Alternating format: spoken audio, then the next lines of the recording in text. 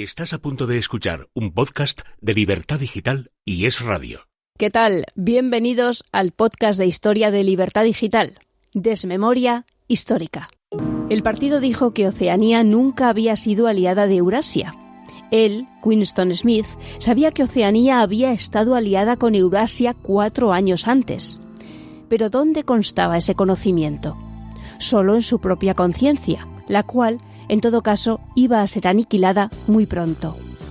¿Y si todos los demás aceptaban la mentira que impuso el partido? Si todos los testimonios decían lo mismo, entonces la mentira pasaba a la historia y se convertía en verdad. El que controla el pasado, decía el eslogan del partido, controla también el futuro. El que controla el presente, controla el pasado. Y sin embargo, el pasado, alterable por su misma naturaleza, nunca había sido alterado. Todo lo que ahora era verdad, había sido verdad eternamente y lo seguiría siendo. Era muy sencillo. Lo único que se necesitaba era una interminable serie de victorias que cada persona debía lograr sobre su propia memoria. A esto le llamaban control de la realidad. Pero en neolengua había una palabra especial para ello: doble pensar. George Orwell, 1984. Sexto episodio de la serie historiográfica 1930-1936, en compañía de Miguel Platón y Pedro Fernández Barbadillo. ¿Qué tal? Bienvenidos a los dos. Hola, con vosotros otra vez. Hola, muy buenas. Ya sabéis que el menú de hoy va a ser 1934, pero no podemos cerrar el año 33 sin pararnos, aunque sea brevemente, en un episodio fundamental: el nacimiento de Falange Española. José Antonio Primo de Rivera fue su fundador, abogado e hijo primogénito del dictador Miguel Primo de Rivera. 29 de octubre de 1933, Teatro de la Comedia, Madrid. Ahora que el socialismo, que fue una reacción legítima contra aquella esclavitud liberal, vino a descarriarse, porque dio, primero, en la interpretación materialista de la vida y de la historia; segundo, en un sentido de represalia; tercero, en una proclamación del dogma de la lucha de clases. El socialismo, sobre todo el socialismo que construyeron impasibles en la frialdad de sus gabinetes los apóstoles socialistas, en quienes creen los pobres obreros, no ve en la historia sino un juego de resortes económicos. Lo espiritual se suprime. La religión es un opio del pueblo. La patria es un mito para explotar a los desgraciados. Así es que los obreros tienen que estrujar bien sus almas para que no quede dentro de ellas la menor gota de espiritualidad. No aspira el socialismo a restablecer una justicia social rota por el mal funcionamiento de los estados liberales, sino que aspira a la represalia. Así resulta que cuando nosotros, los hombres de nuestra generación, abrimos los ojos, nos encontramos en una España en ruina moral, una España dividida por todos los odios y por todas las pugnas.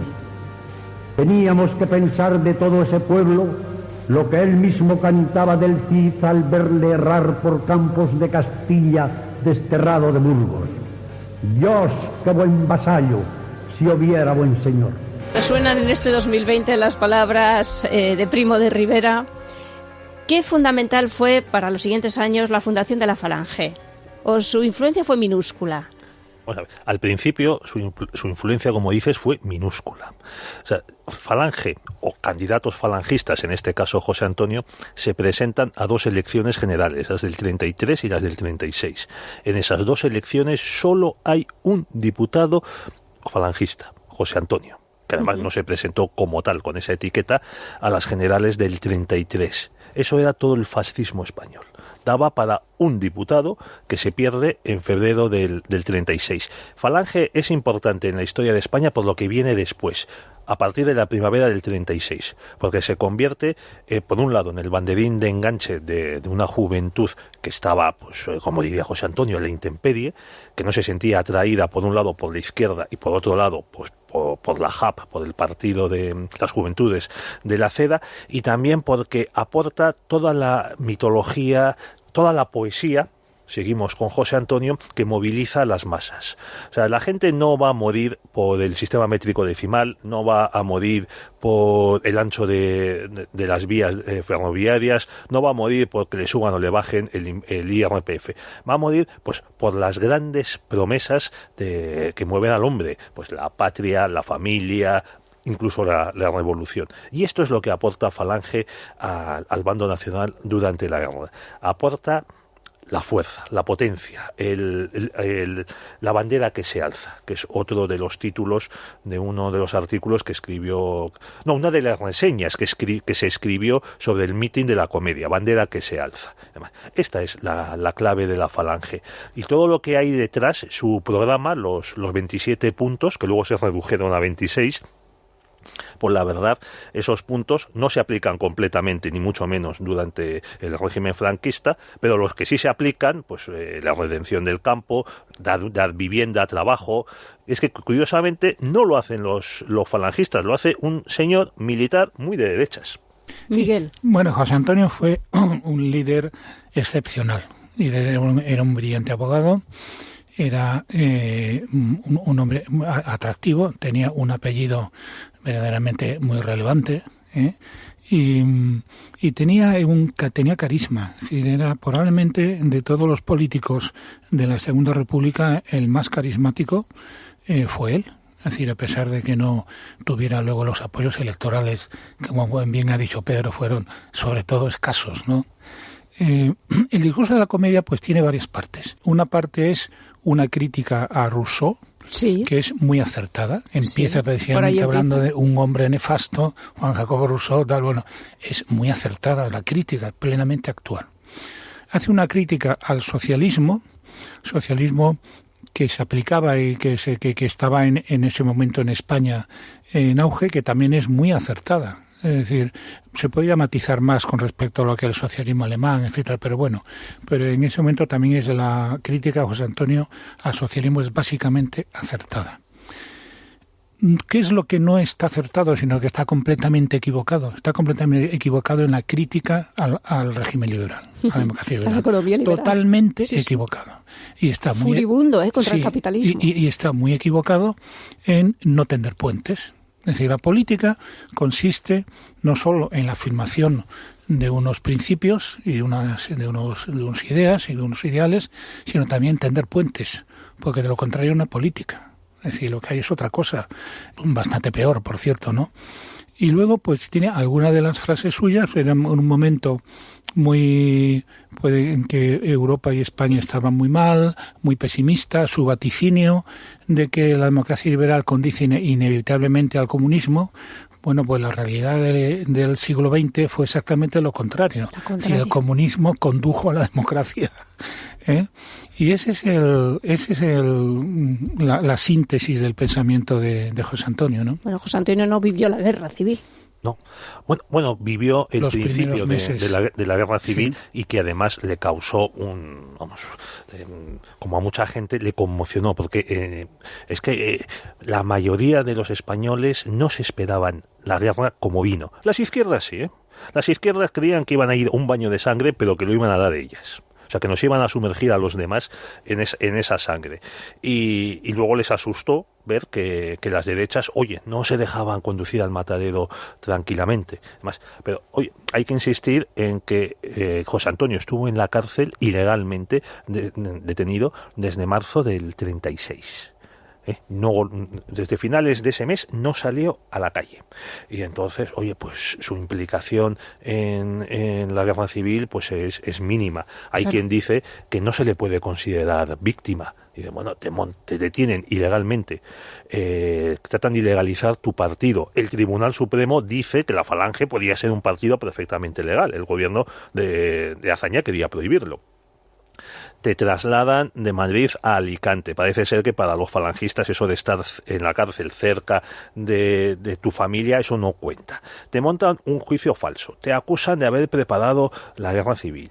y te fusilan cuando la sentencia ya estaba dictada. Vamos, la sentencia antes del juicio ya se sabía cuál iba a ser. Y no es víctima. Bueno, mira, solo para concluir, estas palabras que has puesto de José Antonio, aquí en ellas se pueden ver la coincidencia de dos ideas. Por un lado, el viejo regeneracionismo español, que culpaba de todo el atraso de España a lo que había.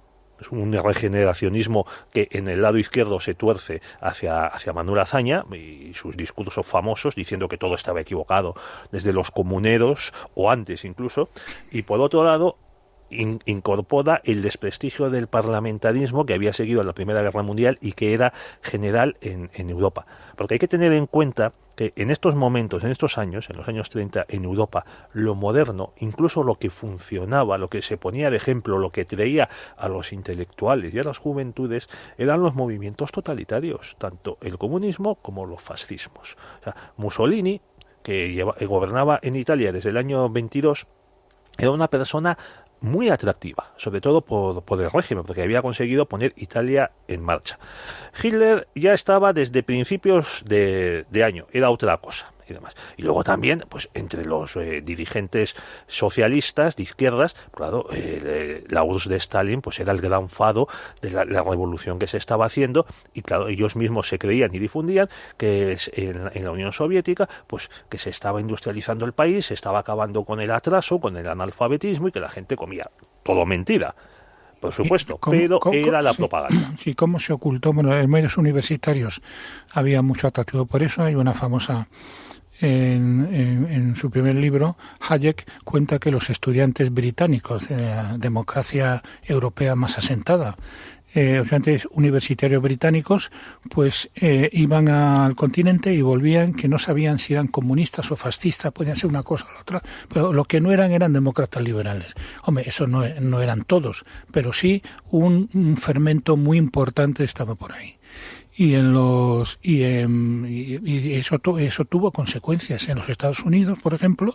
El New York Times, nada menos, igual que los otros medios occidentales, ocultaron los asesinatos masivos de Stalin en las hambrunas de Ucrania y sí, en los asesinatos de la propia gente del Partido Comunista, de los propios funcionarios, de los militares, tal cual. Entonces, los juicios que se hicieron, los juicios farsa. Todo eso no solo se ocultó, sino que a un corresponsal pro-Stalin, pro-soviético del New York Times le dieron el premio Pulitzer por mentir. Todo lo que decía era mentira. Bueno, pues eso era de la desgraciada Europa, el desgraciado mundo de los años 30. Y antes se había dejado abandonada la familia real. Bueno, Mussolini era muy apreciado en Gran Bretaña, por ejemplo. Se apreciaba mucho cómo había puesto en marcha Italia. Y durante los primeros tiempos, incluso Hitler, a Hitler le trataban con muchísimo respeto hasta el año 39. Bueno, y en Francia había peleas callejeras entre los comunistas y el grupo de acción francés, Camelot Duroy. Sí. Y a la vez se estaban organizando partidos, digamos, todavía más a la derecha, partidos fascistas. Luego, durante la ocupación, se dieron muchos casos de gente que pasó del comunismo al colaboracionismo y al nazismo, como Jacques Dodiot, el fundador del Partido Popular francés, que venía del comunismo. En fin, pues este discurso de José Antonio no es un discurso fácil, que el Teatro de la Comedia lleno hasta la bandera. Sí. Y el discurso fue emitido por radio a todos los puntos de España. En el que yo, por ejemplo, sí destacaría la parte en la que critica la falta de espiritualidad o la muerte de la parte espiritual del ser humano. No, es uno de los mayores aciertos del discurso de la comedia, es en que contrapone espiritualidad a materialismo. Sí. Y entonces ahí dice, hombre, no se puede dejar a la gente humilde sin patria y sin religión. Eso es. Y la patria, que era efectivamente, sí. Eso es uno de los mayores aciertos y es lo que conmueve mucho. Es decir, luego cuando en el año 36 se empieza a polarizar la sociedad española, pues entonces la bandera de Falange pues recibe un respaldo masivo de la juventud, empezada por la juventud universitaria. En la primera del 36, en la universidad, el SEU, Sindicato Español Universitario Falangista, supera, y desbanca a la FUE, que es la Federación Universitaria Escolar de Izquierda. Si sin ese proceso de la primera del 36, que es un apoyo ampliamente mayoritario de la juventud al golpe de Estado y luego al bando nacional, no se explica lo que pasa en España. Hay un texto muy bueno de Gregorio Marañón que se llama Liberalismo y Comunismo. Sí, publicado en París a finales del 36. Eso es. Y luego también por La Nación de Buenos Aires. Sí, Más un texto bueno, que se oculta, mucho, pero sí. que es buenísimo porque describe la situación que hay en España cuando llega la República, la degradación política y por qué él apoya al bando nacional. Y en este texto cuenta una anécdota que a su vez le contó un catedrático de universidad que yo creo que era Besteiro, que él no cita el nombre, pero da la impresión de que es Besteiro, ¿verdad? Sí, pudiera ser, porque dice un catedrático de izquierdas, sí. y dice que a su vez este catedrático de izquierdas le había contado que a principios de la República, en el año 31, pues casi todos sus estudiantes eran de la FUE. Sin embargo, a medida que pasa el tiempo, esos estudiantes derivan al SEU, hasta el punto de que no le dejan hablar en clase. Fíjate. O sea, ahí se ve el pendulazo que hay, la radicalización acelerada de gran parte de la sociedad española, y que efectivamente hay un momento en el que la gente se divide, se escinde y se va a los extremos. Sí, eso solo pasa con el Frente Popular. Si antes el Frente Popular no pasa eso, pero a partir de marzo, abril de 36 eso ya pasa. Yo creo, Miguel, que esta radicalización empieza después de la Revolución de Asturias, porque ahí mucha gente comprende que la izquierda no está dispuesta a admitir a la derecha en la República, que para la izquierda o la República o es suya o no es de nadie, y están dispuestos a cepillarse a quien haga falta. Pues como os veo con ganas, yo creo que entramos ya en el año 34. Año 34 que arranca el conocido bienio negro o conservador, ya lo contamos en el capítulo anterior. Las elecciones fueron en noviembre del 33, ganan, como suele decirse, las derechas, pero es Les Roux en segunda posición con su partido radical, el que forma gobierno en diciembre, con el Partido Agrario y los liberaldemócratas. Eso sí, con el visto bueno de la CEDA. Hasta ahí voy bien, ¿verdad?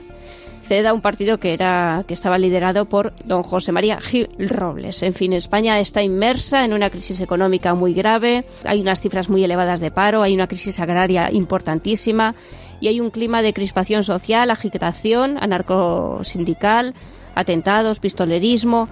En fin, que España le espera un año 34 por delante, pues muy, muy complicado. Os pido un titular para el 34, así breve. Miguel, Pedro. Bueno, para mí el 34 es el año en el que la izquierda mató a la República. Bien. Sí, es el año que el PSOE lanza un lema que aplica, no solo es una declaración retórica, sino que es una realidad que lleva a cabo, que es hay que destruir la República. Sí, a la República, quien acaba con ella es fundamentalmente el Partido Socialista y sobre todo un señor llamado Francisco Largo Caballero. Por tanto, esquemáticamente el panorama político está en que gobiernan las derechas.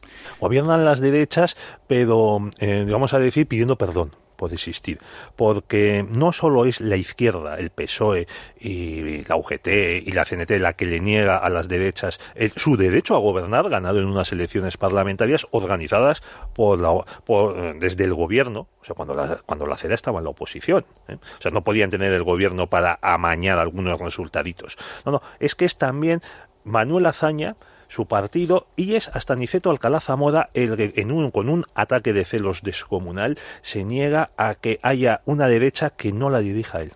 Para ser del todo justos y para ser sobre todo veraces, que es lo fundamental. Hombre, si no... Es decir, hay que precisar que no todo el Partido Socialista estaba en esa operación de destruir la República. Es decir, había una minoría dirigida, presidida por Julián Besteiro, con socialistas tan destacados como Andrés Saborit o como Trifón Gómez, que se oponen de manera muy firme a esa evolución radicalizada del socialismo. Piensan que es una catástrofe, es falso que haya una amenaza fascista, es falso que la República esté en peligro, y entonces consideran que lo contrario, combatir la República, esto es una calamidad que está basada en una mentira. Pero esa dirección de la UGT, que contrama la UGT en el año 33, en enero del 34, ese grupo liderado por Julián Besteiro es derrotado por Largo Caballero y los suyos. Ahora, Julián Besteiro, por ejemplo, y los suyos, en modo alguno participan en la Revolución de Asturias de octubre del 34, ¿no? Para nada. Para nada. Mira, el 8 de diciembre del 33 se abren las Cortes de la República con esta mayoría que has comentado de las derechas, de la CEDA, segundo partido, el Partido Radical de Alejandro Lerroux. ¿Y cómo lo celebra la CNT? Pues con una sublevación, una insurrección anarquista que tiene su centro en Aragón, en concreto en Zaragoza, pero que se extiende también pues a León, a Asturias, a algunas comarcas de Cataluña y Valencia. En total, 125 muertos.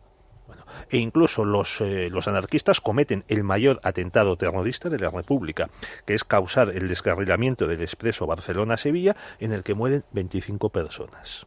Bueno, esto es el tipo de ambiente que había. Vamos a ver, yo cuando he trabajado el tema de la Segunda República en España, en vez de empezar a leer libros sobre economía, sobre las maniobras en Palacio de Niceto Alcalá Zamora, los tejemanejes tan propios de la España de la Restauración, quitando y poniendo ministros, para mí lo más efectivo, lo que yo aconsejo es leerse las hemerotecas de los periódicos, además las de la ABC y la Vanguardia están en internet. Las crónicas, es verdad. Las crónicas o las crónicas de Josep Pla, que se han publicado hace poco. Además, y te quedas asustado de la violencia que había en las calles.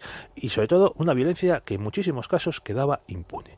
Y esa violencia, en un 95% de los casos, sobre todo prácticamente hasta el año 34, en que la Falange reacciona a los atentados que hay contra sus militantes, esa violencia viene de la izquierda, de las distintas izquierdas, de la CNT, de la UGT, de grupos socialistas, demás. Y los muertos que ellos tienen es por la represión policial. Una represión policial, por supuesto, lógica y, como vamos a ver en este año, insuficiente. Hay que decir que en este segundo gobierno de Lerroux no entra la CEDA para poder contentar un poco a las izquierdas. Sí, no entra la CEDA, no. Sí, durante casi un año, desde noviembre del 33 hasta octubre del 34, la CEDA apoya al gobierno, pero no está en el gobierno. No está ahí para que no haya sospechas de que va a volver la monarquía o algo parecido. Sí. No entra. Luego ya es verdad que a raíz de octubre del 34 las cosas cambian y ya sí que entra el gobierno. Sí. Entran 3 ministros. Sí, además 3 ministros estaban en Agricultura, en Justicia y en Trabajo. O sea, que es que no les da Lerroux pues ni el ejército ni la policía. Y que luego ya le da la cartera de guerra en el año 35 a Gil Robles. Pero vamos, actúan en todo momento los ministros de la CEDA, Gil Robles incluido, dentro de la más estricta legalidad.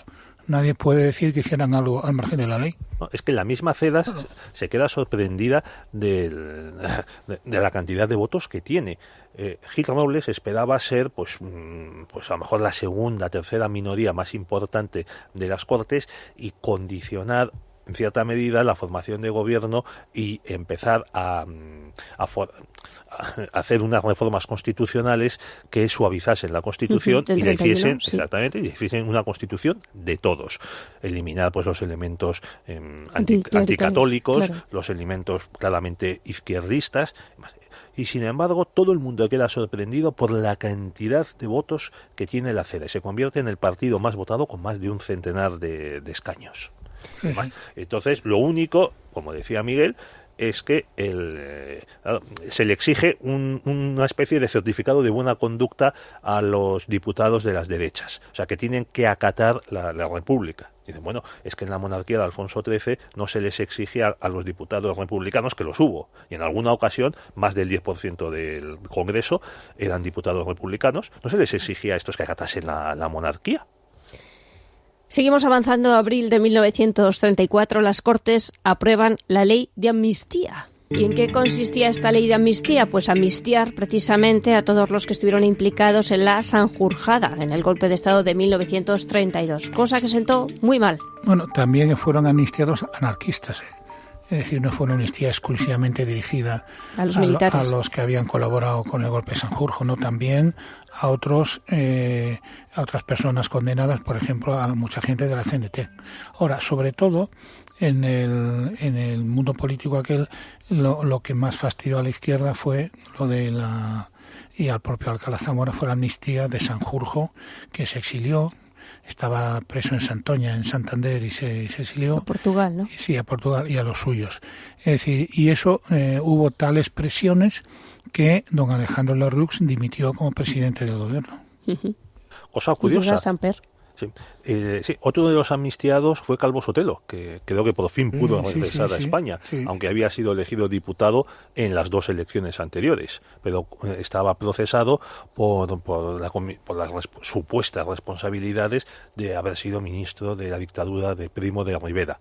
Pero, sin embargo, oye Miguel, qué exquisitos los izquierdistas y los republicanos al oponerse a esta amnistía cuando ellos aplicaron una nada más llegar al poder con el gobierno provisional. Efectivamente. Es decir, la ley del embudo, literalmente. Es decir, las amnistías son buenas si son a favor de los nuestros y son malas si no son a favor de los nuestros, si a favor de los otros. Bueno, es una cosa, es una cara dura. Porque además esta amnistía del 31 benefició a los que habían participado. Del 34. No, la del 31. Bueno. La primera, esta amnistía benefició a los que se habían sublevado en Jaca en diciembre del 30, que también fue una sublevación con varios muertos. Que habían causado muertos, mientras que la dictadura de Primo de Rivera no causó ni un solo muerto. Y encima, la amnistía del gobierno provisional saca a la calle a 2 de los asesinos de Eduardo Dato, al que habían matado en el año 21. O sea que matar a un presidente de gobierno en España, pues como mucho te supone 10 años de cárcel. Y luego sales literalmente en olor de multitud. Eso pasó en octubre del 77 con los asesinos de Carrero Blanco. En fin, que esto caldea bastante el ambiente y todo gota a gota nos vamos preparando para lo que va a suceder en octubre del 34. Pero antes, si os parece, vamos a parar en septiembre, ¿sí? En el Turquesa.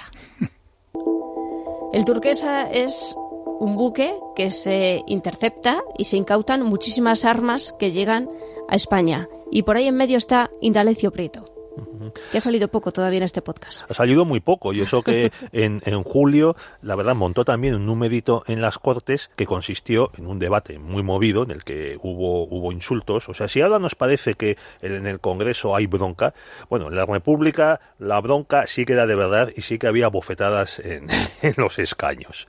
Bueno, pues en julio del 34 hubo uno de estos tumultos entre un diputado de derechas y otro del socialista. La cosa se fue calentando y don Indalecio Prieto sacó una pistolita que llevaba y la ondeó, la mostró, y hay quien dice que hasta la amartilló porque se oyó el clic-clac. Así estaban las cosas para que sus señorías llevasen armas al Congreso de los Diputados.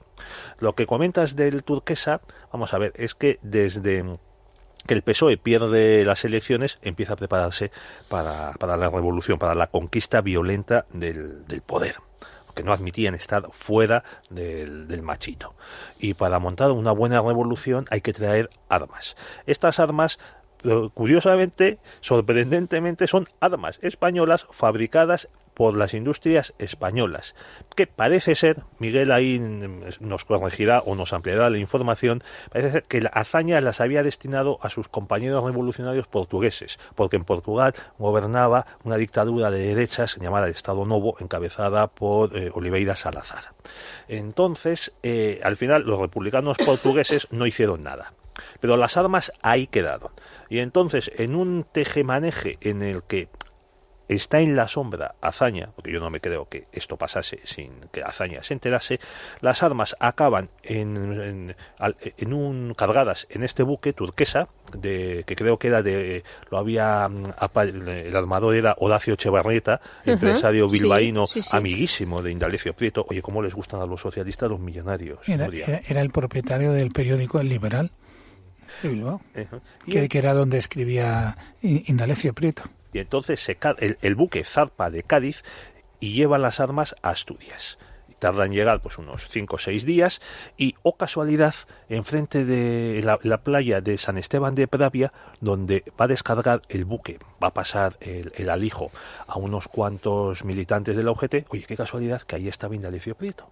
Qué casualidad, oye, en vez de estar en Madrid, en las Cortes, o en Bilbao, en su distrito, no, aparece en San Esteban de Pravia. E incluso tira de galones ante los carabineros que le preguntan, oiga, ¿pero usted qué hace aquí esta noche? No, vengo aquí a tal. Incluso creo que él mismo cuenta que insinúa que había ido a ver a una señora y cosas de esas. Pero para mí lo importante es que los socialistas estaban trayendo armas para matar españoles. Sí, de forma deliberada, tal y como descubrió en los documentos de la Fundación Largo Caballero Pío Moa, en su libro de los orígenes de la República, publicado hace algo más de 20 años, de manera expresa, las instrucciones del Partido Socialista era provocar una guerra civil. Lo dicen así, con estas palabras. Sí, no hay que inventarse nada. Es decir, el Partido Socialista y la UGT no solo querían derrocar mediante una acción violenta al gobierno legal y legítimo de la Segunda República Española, sino que querían provocar una guerra civil. Sí, el primer político que habló de guerra civil en la Segunda República fue en el otoño de 1931, Largo Caballero, cuando era ministro de Trabajo, diciendo que si no se podía cumplir su programa, entonces tendría que haber, eso abocaba a una guerra civil. Pero ya cuando expresamente preparan con armas y con instrucciones y con organización una guerra, pasan de las palabras a los hechos. Una guerra civil es en el otoño de 1934. 329 cajas. Sí, más de 18 toneladas de peso en total en armas que llegan a Asturias, un lugar que no está elegido al azar. Diario de León, septiembre de 1934. Parece que Indalecio Prieto y otros diputados socialistas se detuvo a dos con armas sin licencia. Estuvieron cerca del lugar donde se descubrió el alijo, armamento y municiones que estaban preparados para impedir la Asamblea de la Juventud de Acción Popular y para el movimiento revolucionario y la huelga general previstos para el sábado y domingo pasados, en el que iba a radicar en Asturias principalmente la Fuerza de la Resistencia, por ser donde el Partido Socialista está mejor organizado. El barco había salido de Cádiz y fue adquirido hacía un mes al diputado a Cortes y jefe de Renovación Española, Ramón de Carranza. A primeros de octubre se inicia la huelga general revolucionaria, conocida como la Revolución de 1934. Algunos políticos de la época ya la llaman la Revolución Bolchevique. No es algo que se ha sacado ahora de la manga, Federico. En fin, una revolución, unas revueltas, unos enfrentamientos sanguinarios, los muertos superaron los 1000. Sí, superaron ampliamente el millar. Y eso en una población que era la mitad de la que es hoy en España. O sea que algo parecido en la España del 2020 sería pues casi 3.000 muertos. La cifra oficial que se publicó unos meses después... La tienes tú publicada aquí, Miguel Platón, en este 1.372. Luego había otras cifras que no coincidían exactamente, que se parecían, y luego un autor reciente calcula que fueron entre 1.500 y 1.600. Pero bueno, no vamos a hacer batalla de si fueron 1.300 o 1.400 o 1.500. Fueron más de 1.000 muertos. Una barbaridad. Una barbaridad. Sí, tú en tu libro, Segunda República de la Esperanza al Fracaso, hablas, precisamente de 1.372, 1.051 paisanos, 129 militares, 111 guardias civiles, 70 agentes de los cuerpos de seguridad y asalto y de investigación y vigilancia, 11 carabineros. En fin, a los que habría que sumar 2.921 heridos, 7 desaparecidos, 63 edificios públicos incendiados, volados o deteriorados, 739 casas particulares, 58 iglesias, seguimos con las iglesias, 26 fábricas, 5 centros culturales, 58 puentes y daños graves en 66 vías de ferrocarril y 31 tramos de carreteras. Y el asesinato de los discrepantes, es decir, discrepantes por razones ideológicas o religiosos que son asesinados por el hecho de serlo. No habían hecho absolutamente nada, eran completamente inocentes, pero eran considerados adversarios políticos y fueron fríamente asesinados. Fusilados, sí, es verdad. Sí. Bueno, el caso más emblemático, más conocido es el de Marcelino Oreja, padre del político del Partido Popular. Marcelino Oreja, lo seguí. Asesinado en Mondragón. Sí. Era el director general de Unión Cerrajera, de una empresa, y fue secuestrado por la UGT y llevado a las afueras del pueblo y asesinado. El Partido Socialista era diputado, por cierto. Su hijo póstumo nació varios meses después, ya en 1935. Sí, ya la madre además se vino a Madrid a dar a luz, lógicamente, por cómo había quedado el asunto. No te quedan ni muchas ganas de permanecer donde se ha matado a tu marido. Doña Pureza. Pues estas revueltas y estos asesinatos se produjeron pues en Asturias, por supuesto, yo creo que es la peor parte, ¿no? En Asturias, no, toda se la produjeron bueno, vamos, la revolución iba a ser general. Bueno, sí, huelga general. En toda España. La izquierda lo España, llama huelga sí. general revolucionaria, pero Sí. es la manera de decir, hay que conocer el lenguaje comunista, socialista, es la manera de decir revolución, o si quieres, golpe de Estado. Estaba planeado para prácticamente toda España, lo que pasa es que por fortuna el envenenamiento del pueblo español todavía no había sido suficiente para lanzar a las masas a las calles. Entonces se da en Madrid, en Asturias, en Vizcaya, en Guipúzcoa, en algunas zonas de Andalucía, también en Cataluña, pero hay quien lo mueve sobre todo es la misma generalidad de Companys, que sí, lo hace todo Macià desde ya había el gobierno. muerto en diciembre del 33 y es Sí. Companys el que está al frente de la Generalitat catalana. Pero esto yo quiero insistir muchísimo en que esto no es la versión oficial que dan los Paul Preston y los Ángel Viñas y los Francisco Casanova. Es que de pronto la izquierda se enfada mucho porque Lerroux anuncia que va a incorporar estos 3 ministros de la CEDA. Y entonces los pobres creen que van a ir los fascistas a buscarlos, como en Austria, y los van a meter en la cárcel. Y dices, no, esto se estaba preparando prácticamente desde que Niceto Alcalá Zamora se niega a los planes de las izquierdas de negar el acceso al poder de las derechas. Sí, y además no solo eso, sino que es que lo que ellos dicen antes de peligro del fascismo, no sé cuánto, era total y absolutamente falso. Es decir, el gobierno derrotó de manera absoluta a la revolución y a la Generalidad, y entonces no hubo ningún cambio legal, ni se modificó la Constitución ni nada, ni hubo fascismo en modo alguno. Es decir, tanto el Partido Socialista o el Partido Comunista o la CNT como Esquerra Republicana de Cataluña de Companys mintieron como bellacos diciendo que había un peligro de fascismo. Era mentira. Lanzaron a la gente a matar y a morir en número de más de 1.000 por una falsedad. Es una de las situaciones más terribles que se vio en la República, ¿no? Pero la izquierda sigue mintiendo. Mira, he traído unas páginas de la biografía de Santiago Carrillo que escribió Paul Preston. En esta biografía, que es de 2013, la dedica 4 páginas a octubre del 34 y extraigo las siguientes frases. En ese momento, que es cuando se anuncia la incorporación de los ministros de la CEDA, la UGT avisó al gobierno de una huelga general pacífica, con 24 horas de antelación. Esperaban que el presidente Alcalá Zamora cambiara de parecer, pero solo consiguieron dar tiempo a la policía para que detuviera a los líderes de la clase trabajadora. Sí, aquí los únicos que trabajaban en España, por lo que se ve, eran Largo Caballero y Indalecio Prieto, que no trabajaban.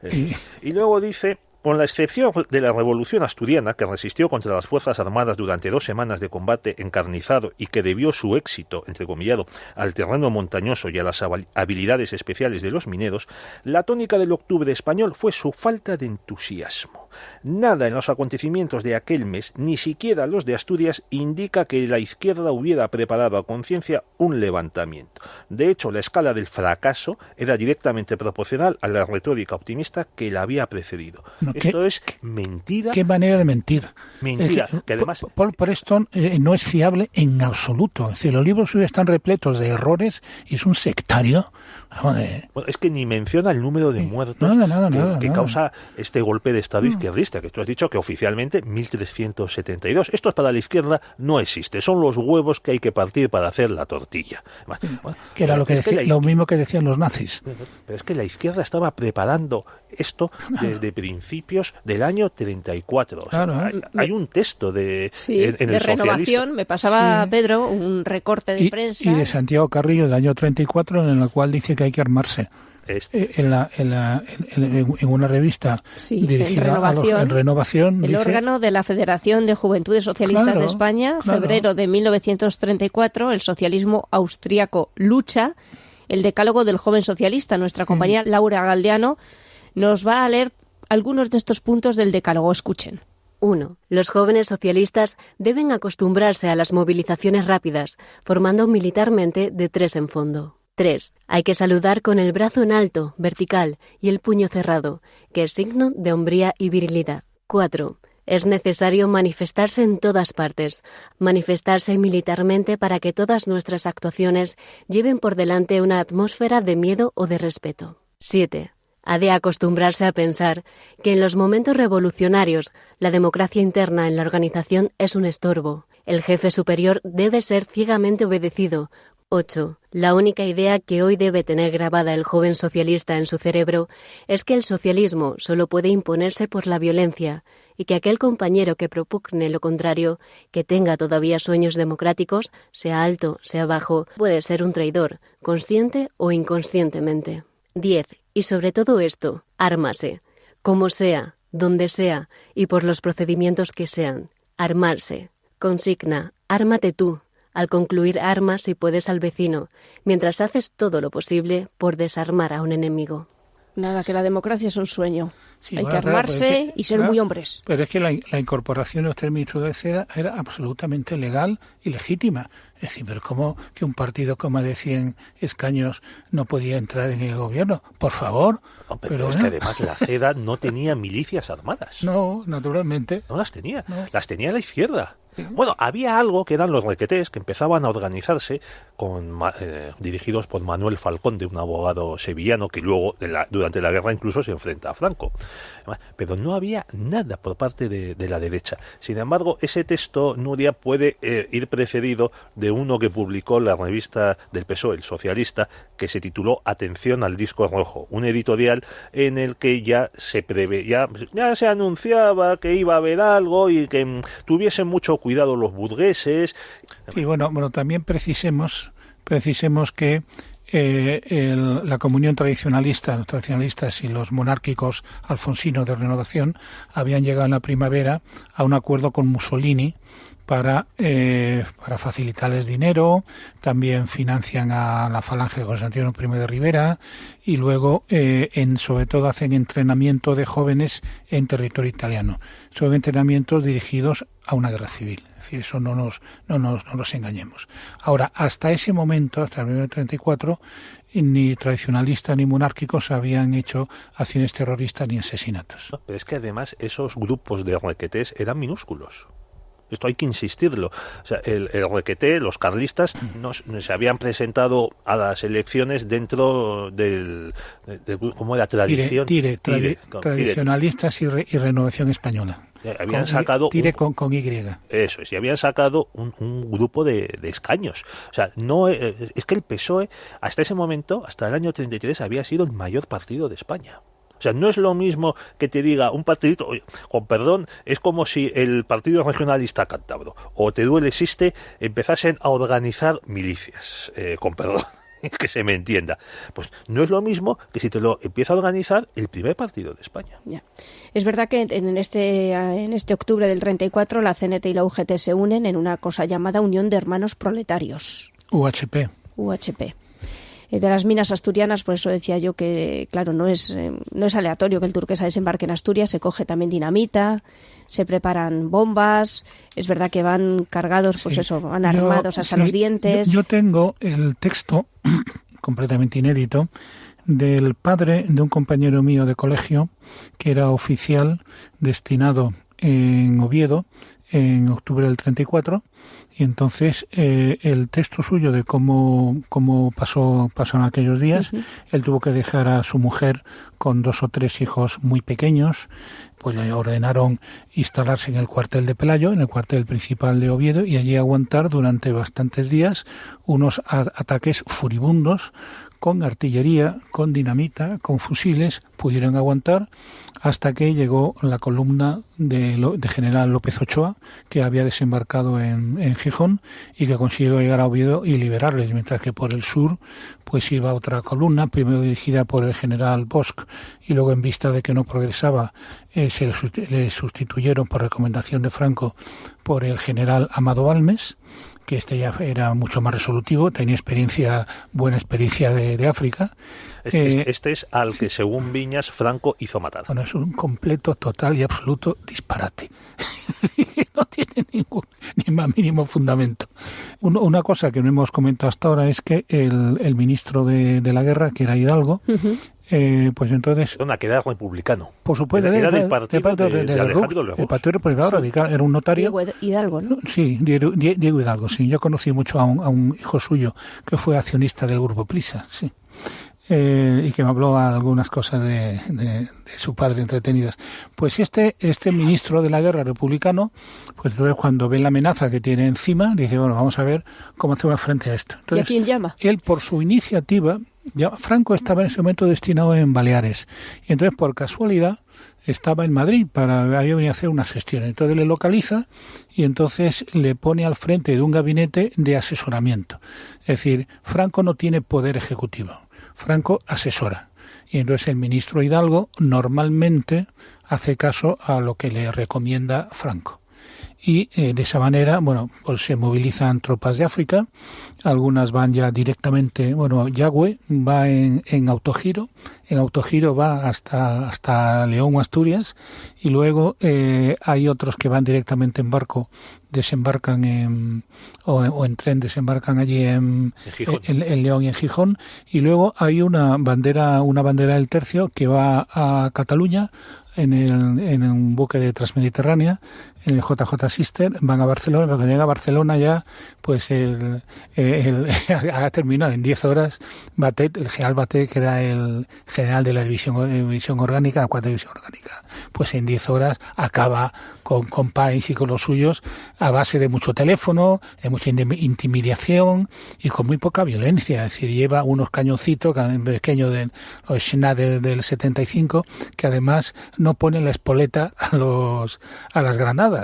Y entonces disparan contra el Palacio de la Generalidad, pero el impacto era mera energía cinética, es decir, no estallaban, a pesar de lo cual fue suficiente para acabar con aquello, ¿no? El control de estas revueltas es verdad que se vincula con la guerra civil, precisamente porque Franco desde Madrid está dando instrucciones de cómo reprimir todas estas revueltas. Sí, bueno, él asesora, las instrucciones eran del ministro, él asesora al ministro.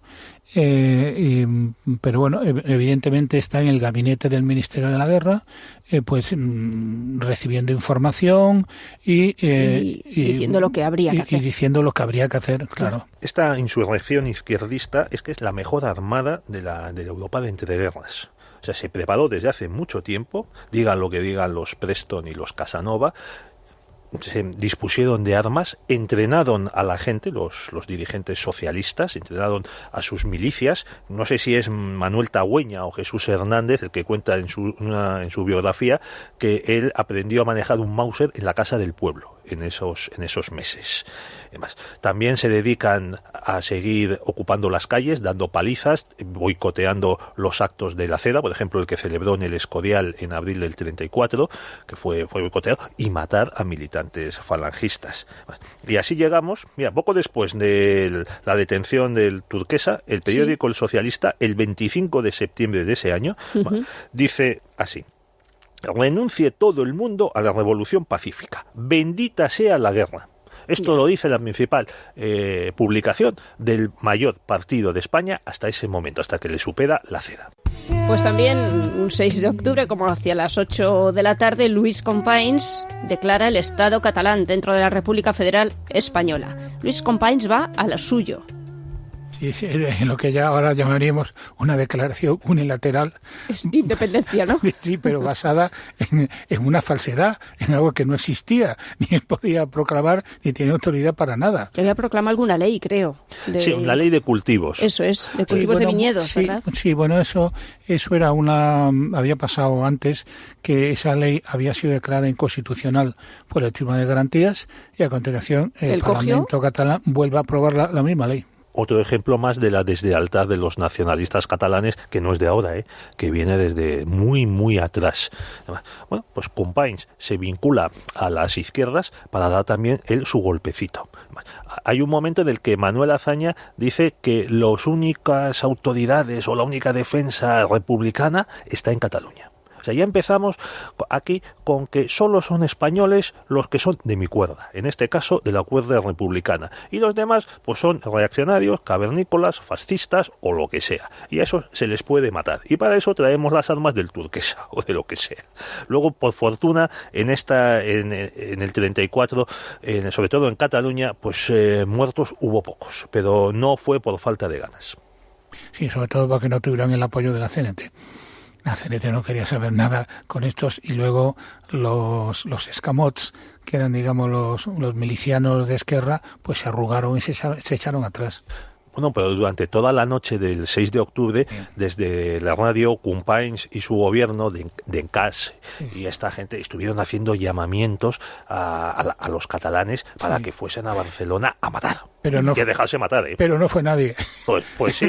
Pues, así que al día siguiente cogieron y los metieron presos. Sí, oye, pero sí, simplemente para recordar lo de Asturias. Oye, es que los mineros atacaron con dinamita las casas cuarteles de la Guardia Civil. Que creo que había un modus operandi y lo primero que había que hacer es irse a la casa cuartel. Lo primero que había que hacer cuando llegabas a una localidad. En la casa cuartel no vivían solo los guardias civiles. Y asesinar. Claro. Vivían las mujeres y los niños. O sea, que volvemos a cosas del presente. Oye, lo mismo que hizo ETA en los años 80 y 90, atacar las casas cuarteles y sin importarles que viviesen niños y mujeres desarmadas allí.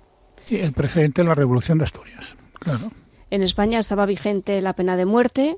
Bueno, se restauró, porque la prohibió la Constitución. Eso es justo en el 33, ¿no? Sí. En el 33, al final del 33, creo que se restaura la pena de muerte.